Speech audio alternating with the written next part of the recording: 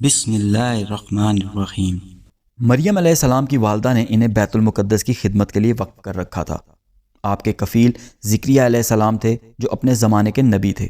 انہوں نے آپ کے لیے مسجد میں ایک جگہ مخصوص کر رکھی تھی جہاں آپ اللہ کی عبادت میں مشغول رہتیں اور اللہ تعالیٰ آپ کو بے موسم کے پھل عطا فرماتا۔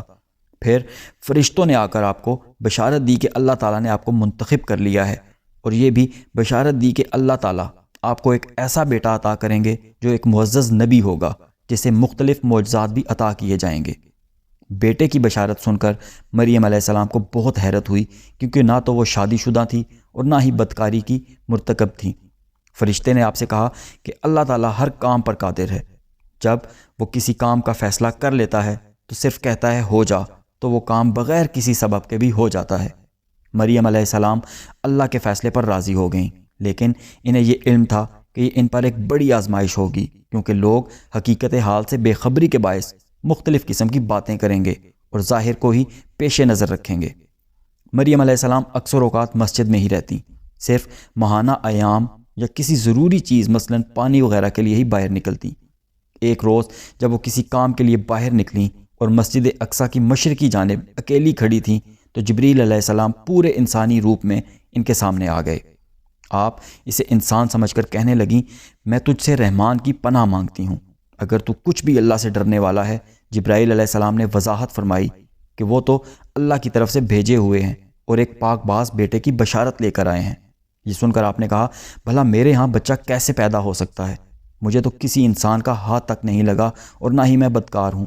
فرشتے نے جواب میں کہا، یہ تو اللہ کا حکم ہے جو ہو کر رہے گا، اور اللہ تعالیٰ کا یہ ارشاد سنایا کہ یہ تو مجھ پر بہت آسان ہے، یعنی اللہ تعالیٰ کو اسباب کی ضرورت نہیں۔ اس نے آدم علیہ السلام کو بغیر کسی مرد اور عورت کے پیدا کیا، حوا علیہ السلام کو صرف مرد سے پیدا کیا۔ تمام انسانوں کو مرد اور عورت سے پیدا کرتا ہے۔ وہی ذات عیسیٰ علیہ السلام کو بغیر باپ کے پیدا کرے گی۔ اللہ تعالیٰ نے فرمایا کہ ہم تو اسے لوگوں کے لیے ایک نشانی بنا دیں گے اور اپنی خاص رحمت بھی، یعنی وہ بچپن اور بڑھاپے میں لوگوں کو توحید کی دعوت دے گا۔ یہ تو ایک طے شدہ بات ہے۔ اہل علم کا کہنا ہے کہ جبرائیل علیہ السلام نے آپ کے گریبان میں پھونک ماری جو عیسیٰ علیہ السلام کی ولادت کا سبب بنی۔ البتہ کچھ اہل علم کا کہنا ہے کہ جبرائیل علیہ السلام نے آپ کے منہ میں پھونک ماری تھی، لیکن پہلا قول ہی راجح معلوم ہوتا ہے، کیونکہ اللہ تعالیٰ کا ارشاد ہے، اور مریم بنت عمران جس نے اپنی عصمت کی حفاظت کی تو ہم نے اس میں اپنی روح پھونک دی۔ عیسیٰ علیہ السلام اپنی والدہ کے پیٹ میں کتنا عرصہ رہے؟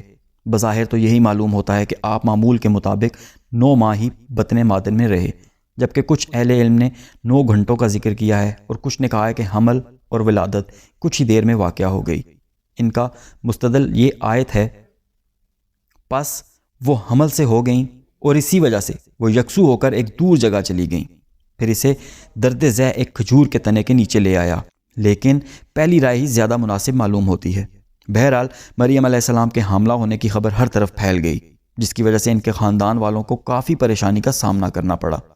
کچھ حضرات نے آپ پر یوسف نجار، جو ایک نیک شخص تھا اور مسجد میں عبادت کیا کرتا تھا، کے ساتھ برائی میں ملوث ہونے کا الزام لگایا۔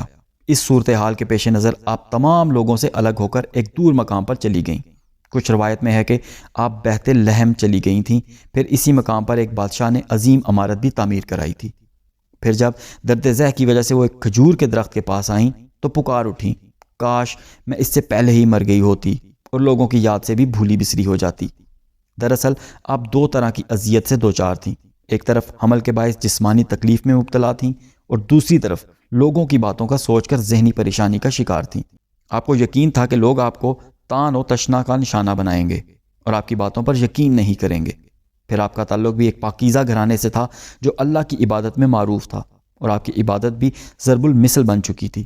لوگوں کی طرف سے ان باتوں کا خدشہ کہ اتنے بلند مقام پر فائز ہونے کے باوجود برائی کا ارتکاب کیا، آپ کے لیے موت کی تمنا کرنے کا باعث بنا۔ ارشاد باری تعالیٰ ہے کہ اتنے میں نیچے سے آواز دی کہ آزردہ خاطر نہ ہو، تیرے رب نے تیرے پاؤں تلے ایک چشمہ جاری کر دیا ہے۔ اس میں اختلاف ہے کہ یہ آواز کس نے دی تھی۔ متعدد اہل علم نے کہا کہ یہ آواز جبرائیل علیہ السلام نے دی تھی، اور کچھ کا کہنا ہے کہ خود عیسیٰ علیہ السلام نے ہی یہ آواز دی تھی۔ پھر آپ کو یہ حکم ہوا کہ کھا پی اور آنکھیں ٹھنڈی رکھ۔ کھجور کے جس درخت سے آپ کو کھجوریں حاصل کرنے کا کہا گیا تھا وہ خشک تھا یا پھلدار؟ تو زیادہ درست بات یہی معلوم ہوتی ہے کہ وہ خشک تھا۔ لیکن اللہ تعالیٰ نے آپ پر انعام کرتے ہوئے اسے پھلدار بنا دیا، کیونکہ عیسیٰ علیہ السلام کی ولادت موسم سرما میں ہوئی تھی، اور اس موسم میں کھجور کے درخت کو پھل نہیں لگتا۔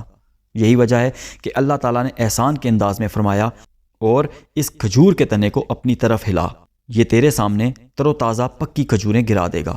پھر آواز آئی کہ اگر تجھے کوئی انسان نظر آ جائے تو کہہ دینا کہ میں نے اللہ رحمان کے نام کا روزہ رکھ لیا ہے، میں آج کسی شخص سے بات نہ کروں گی۔ معلوم ہوتا ہے کہ اس وقت کی شریعت میں چپ کا روزہ رکھنا جائز تھا، جبکہ ہماری شریعت میں جائز نہیں۔ اہل کتاب کے بیان کے مطابق جب کچھ عرصہ مریم علیہ السلام نظر نہ آئیں تو لوگ ان کی تلاش میں نکلے، اور جب ان سے ملے تو ان کی گود میں بچہ تھا۔ انہوں نے حیرانگی سے کہا، مریم تو نے بڑی بری حرکت کی۔ لیکن یہ بات اس لیے درست معلوم نہیں ہوتی کیونکہ اللہ تعالیٰ نے فرمایا کہ وہ عیسیٰ علیہ السلام کو اٹھائے ہوئے اپنی قوم کے پاس آئی۔ یہ اس بات کا ثبوت ہے کہ وہ خود ہی قوم کے پاس آئی تھیں۔ حضرت ابن عباس رضی اللہ تعالیٰ عنہ کے بیان کے مطابق آپ نفاس کے 40 روز پورے کرنے کے بعد واپس تشریف لائی تھیں۔ لوگوں نے کہا، اے ہارون کی بہن۔ سعید بن جبیر رحمۃ اللہ علیہ نے فرمایا کہ ہارون اس دور کے ایک عبادت گزار انسان تھے۔ چونکہ مریم علیہ السلام بھی اس طرح بہت زیادہ عبادت کرتی تھیں، اس لیے لوگوں نے آپ کو اس کے ساتھ تشبیہ دیتے ہوئے ہارون کی بہن کہہ دیا۔ کچھ نے یہ مطلب بیان کیا ہے کہ تم اللہ کے نبی ہارون علیہ السلام کی طرح عبادت گزار ہو۔ محمد بن کعب کرزی رحمۃ اللہ علیہ نے کہا کہ آپ موسیٰ علیہ السلام اور ہارون علیہ السلام کی سگی بہن تھیں، جبکہ در حقیقت یہ بات غلط ہے، کیونکہ موسیٰ علیہ السلام اور عیسیٰ علیہ السلام کے درمیان کئی صدیوں کا فاصلہ ہے۔ حضرت مغیرہ بن شعبہ رضی اللہ تعالیٰ عنہ نے بیان کیا ہے، رسول اللہ صلی اللہ علیہ وآلہ وسلم نے مجھے نجران بھیجا تو وہاں لوگوں نے مجھ سے پوچھا کہ تم قرآن میں پڑھتے ہو اے ہارون کی بہن، حالانکہ موسیٰ علیہ السلام عیسیٰ علیہ السلام سے طویل عرصہ پہلے گزرے ہیں۔ وہ بیان کرتے ہیں کہ میں نے مدینہ میں آ کر رسول اللہ صلی اللہ علیہ وآلہ وسلم سے ذکر کیا تو آپ نے فرمایا، تم نے انہیں یہ کیوں نہیں کہا؟ وہ لوگ اپنے انبیاء کے ناموں پر نام رکھ لیا کرتے تھے۔ اس سے معلوم ہوا کہ مریم علیہ السلام کے ایک بھائی کا نام ہارون تھا جو بہت زیادہ عبادت گزار تھا، اسی لیے لوگوں نے یہ بھی کہا، نہ تو تیرا باپ برا آدمی تھا اور نہ تیری ماں بدکار تھی، یعنی تیرا بھائی بھی نیک آدمی تھا اور تیرے ماں باپ بھی نیک تھے، پھر تو نے اس برائی کا ارتکاب کیسے کر لیا؟ جب معاملہ مریم علیہ السلام کے بس سے باہر نکل گیا اور آپ لاجواب ہو گئیں تو آپ نے بچے کی طرف اشارہ کیا کہ اسی سے حقیقت پوچھ لو۔ اس پر لوگوں نے کہا، بھلا ہم گود کے بچے سے کیسے باتیں کریں؟ لوگ اس بات پر حیران تھے کہ باپ کے بغیر بچہ کیسے پیدا ہو سکتا ہے۔ وہ مریم کی بات کو مذاق سمجھ رہے تھے کہ اچانک بچہ خود ہی بول اٹھا۔ اس نے کہا، میں اللہ کا بندہ ہوں، اس نے مجھے کتاب عطا فرمائی اور مجھے اپنا پیغمبر بنایا ہے، اور اس نے مجھے بابرکت کیا ہے، میں جہاں بھی ہوں، اور اس نے مجھے نماز اور زکوٰۃ کا حکم دیا ہے، میں جب تک بھی زندہ رہوں، اور اس نے مجھے اپنی والدہ کا خدمت گزار بنایا ہے اور مجھے سرکش اور بدبخت نہیں کیا، اور مجھ پر میری پیدائش کے دن اور میری موت کے دن اور جس دن کے میں دوبارہ زندہ کھڑا کیا جاؤں گا سلام ہی سلام ہے۔ عیسیٰ علیہ السلام نے سب سے پہلے جو بات کہی تھی، بے شک میں اللہ کا بندہ ہوں، یعنی میں صرف اللہ کا ایک بندہ ہوں، بیٹا نہیں۔ اس سے عیسائیوں کے اس عقیدے کی تردید ہوتی ہے کہ مریم علیہ السلام اور عیسیٰ علیہ السلام بھی خدا ہیں۔ پھر عیسیٰ علیہ السلام نے اپنے والدہ پر لگائے جانے والے الزام کی تردید فرمائی اور یہ بھی وضاحت فرمائی کہ اللہ تعالیٰ نے آپ کو نبوت و حکمت عطا فرمائی ہے، اور یہ ناممکن ہے کہ جسے اللہ تعالیٰ نے نبی بنایا ہو اس کی پیدائش غلط طریقے سے ہو۔ ان کے اس بہتان کی اللہ تعالیٰ نے یوں بھی تردید فرمائی کہ ان کے کفر کے باعث اور مریم علیہ السلام پر عظیم بہتان کے باعث اللہ تعالیٰ نے انہیں گمراہ کر دیا۔